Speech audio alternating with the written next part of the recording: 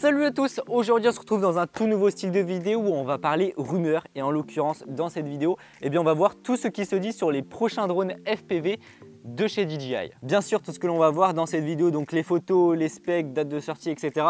c'est que des rumeurs, c'est pas sûr à 100%, mais ce sont des rumeurs qui sont quand même assez fiables puisque comme chaque sortie DJI et même Apple, etc., enfin un peu toutes les marques, comme chaque sortie, surtout chez DJI, on a le droit à plein de designs, de caractéristiques techniques, etc. qui sont presque sûrs, puisque là, c'est une sortie qui est presque imminente.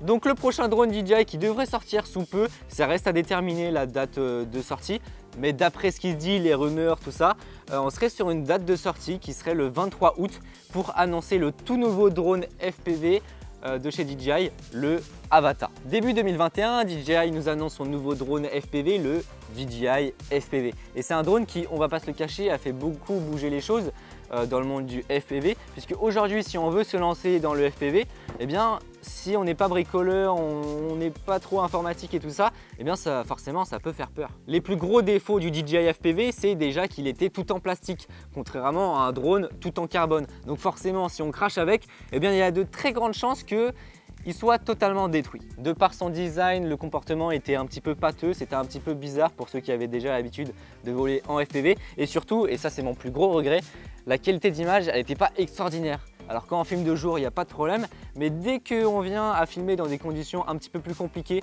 où il y a beaucoup de soleil, on a besoin d'une bonne plage dynamique, etc. Eh bien c'était vraiment pas terrible, on avait un capteur qui était pas très gros et surtout la stabilisation d'image elle se faisait en interne et c'est vraiment dommage, on va pas se le cacher, elle était un petit peu nulle à chier la stabilisation. En revanche ce DJI FPV il avait de très gros avantages, notamment qu'il était plug and play, vraiment tu le déballes, tu fais la mise à jour et hop tu es prêt à voler. Il y avait une autonomie qui était vraiment bonne. On était à 20 minutes annoncées, mais en mode FPV, on était plus sur les 10 minutes. On a confiance en ce drone puisque, comme tous les drones DJI, il est équipé d'un RTH, donc un Return to Home automatique. Et ça, c'est très rassurant, c'est vraiment fiable. Donc le DJI Avata, ça ne serait pas le successeur du DJI FPV, puisqu'on va voir, c'est pas totalement le même style, mais ça serait un drone qui vient compléter la gamme. On va voir ensemble toutes les caractéristiques, du moins les plus importantes, ce que je trouve important à lister, et puis après je vais te donner mon avis dessus. Voilà à quoi devrait ressembler le DJI Avata. Alors à première vue, on serait sur un drone type Cinehoop. Donc les Cinehoop, c'est un type de drone particulier. Donc on va avoir des bumpers autour des hélices et il va être un petit peu plus petit d'après les images. Et c'est vraiment fait pour voler en intérieur dans de petits espaces, voler entre les éléments, etc. Donc on serait sur un drone plutôt petit, donc c'est vraiment pratique pour le transport, étant donné aussi qu'il est assez plat par rapport au DJI FPV qui était vraiment chiant à transporter. Selon les mesures, il pèserait 410 grammes avec une autonomie de 18 minutes. Donc 18 minutes, c'est vraiment au maximum.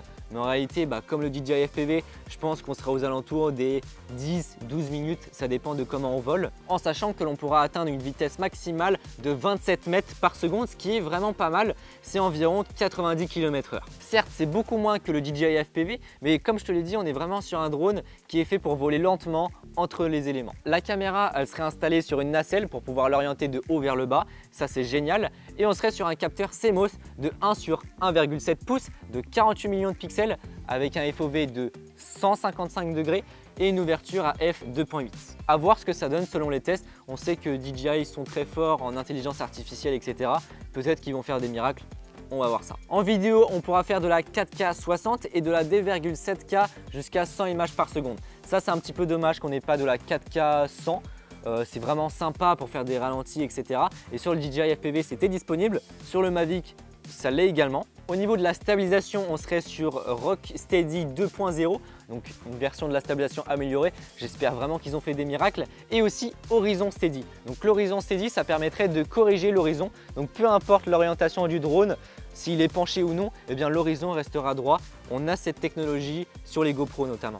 De plus, le drone aurait un stockage interne de 20 Go, contrairement à environ 8 Go, ce que l'on a sur les Mavic. Voilà pour les caractéristiques techniques. Après, je ne l'ai pas mentionné, mais comme tu l'as vu sur les images, on reste sur un drone en plastique. Donc à voir comment ça a été conçu de la part de DJI. Est-ce que c'est vraiment fait pour être démonté et le réparer, etc.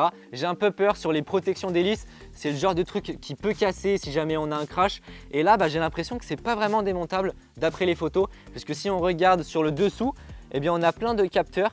ce qui fait que ça deviendrait compliqué à démonter, donc je ne sais pas vraiment comment ça a été conçu. Mais bien sûr, on garde un petit peu toutes les fonctionnalités de sécurité qu'ont les drones DJI, donc on aura probablement le bouton stop pour pouvoir stabiliser le drone si jamais il y a un problème, et on aura le GPS pour avoir le Return to Home, ça c'est génial. Avec le DJI Avata, on aura toujours la même radiocommande qu'avec le DJI FPV, je la trouve vraiment top niveau prise en main.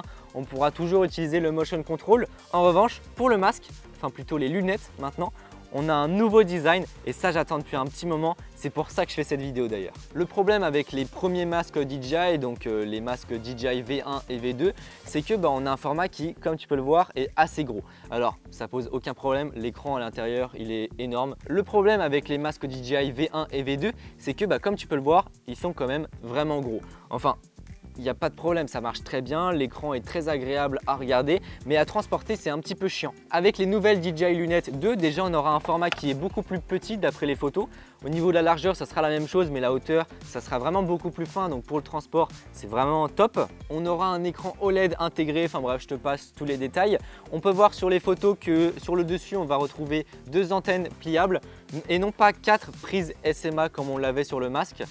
Ça, j'attends de voir un petit peu quand ça va sortir, parce que s'ils ont mis effectivement 2 antennes pliables que l'on ne peut pas enlever pour pouvoir mettre des patchs, etc., que les marques vont pouvoir développer, si la portée de base n'est vraiment pas bonne, et bien finalement les lunettes seront vraiment nulles. Avec les masques V1 et V2, on a 4 prises SMA, donc d'origine on a des petites antennes bâtons qui se vissent dessus. La réception est bonne mais pas non plus excellente. C'est pour ça que les marques ont développé plein de patchs. Donc là ici j'ai ceux de chez TrueRC. Ils ont développé des patchs pour avoir une meilleure réception.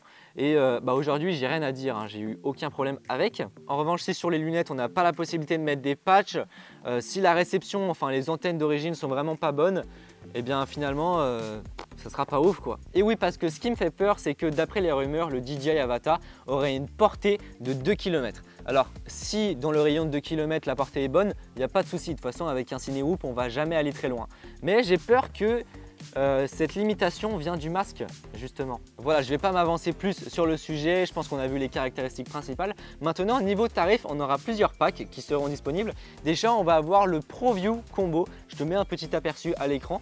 On serait aux alentours des 1350 €, soit le même prix de lancement que le DJI FPV. En fait, c'est cher et pas cher à la fois, j'ai envie de te dire, parce que si le drone est bon, on a une bonne qualité d'image, la stabilisation est bonne, enfin voilà, le savoir-faire de DJI quoi, si tout ça est réussi, 1350 €, finalement ça me paraît un bon prix, enfin en tout cas c'est sur les prix du marché actuellement. En revanche, si ce n'est pas une réussite de la part de DJI, et bien là effectivement on serait sur un prix qui est quand même assez élevé. Après on peut s'attendre à une baisse de prix dans les mois à suivre après le lancement, pour Noël par exemple, parce que le DJI FPV il est sorti à 1300 € dans ces eaux là, et finalement aujourd'hui parfois on a même des offres aux alentours des 1000 €, ce qui est vraiment pas cher hein, pour du neuf.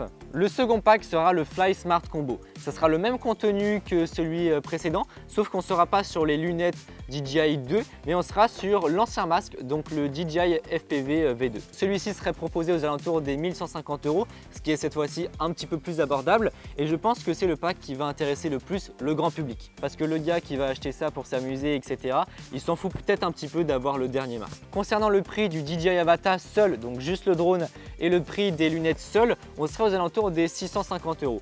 Encore une fois, c'est sur le prix du marché. Si tu as déjà le DJI FPV, donc le premier drone FPV de chez DJI, donc tu as déjà la radiocommande et le masque, et bien tu n'es pas forcément obligé d'acheter le pack complet, tu peux juste acheter le drone et là ça peut être intéressant. Donc mon avis sur le DJI Avata, enfin les différents packs, etc. En fait tout est une question de réussite. Si le drone il est réussi, donc on a une bonne stabilisation, un comportement, je ne demande pas un comportement comme un drone FPV, mais c'est bien pilotable. Si la qualité d'image est bonne, y compris en basse luminosité. En fait, ce genre de drone n'est pas fait pour voler de nuit, mais étant donné que l'on va voler en intérieur, typiquement les Cinehoop, c'est fait pour ça, pour voler dans des petits endroits. C'est un drone qui va être amené parfois à voler dans des conditions de faible luminosité, et donc forcément, il faut que de la part de DJI, on ait ce qu'il faut quoi.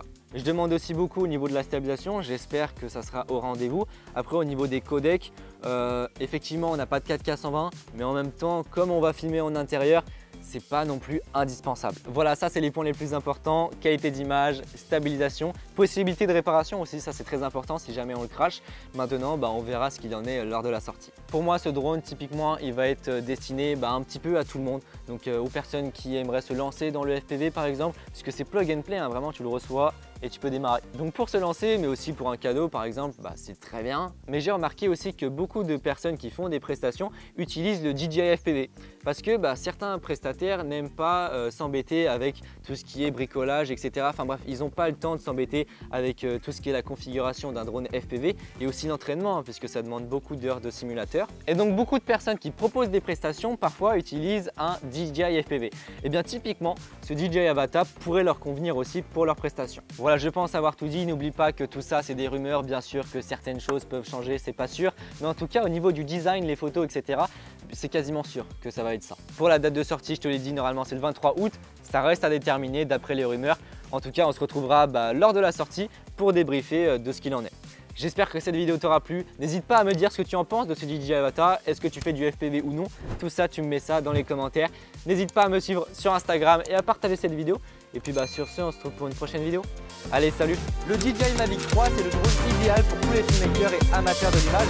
Et oui, puisqu'on a une vraie grosse caméra qui est embarquée avec un capteur micro 4 tiers, soit la même taille de capteur qu'un GH5 ou GH6. Et ça déjà, ça nous offre des possibilités de dingue, d'autant plus que l'on a une ouverture variable f2.8 et f11 et que l'on a une monture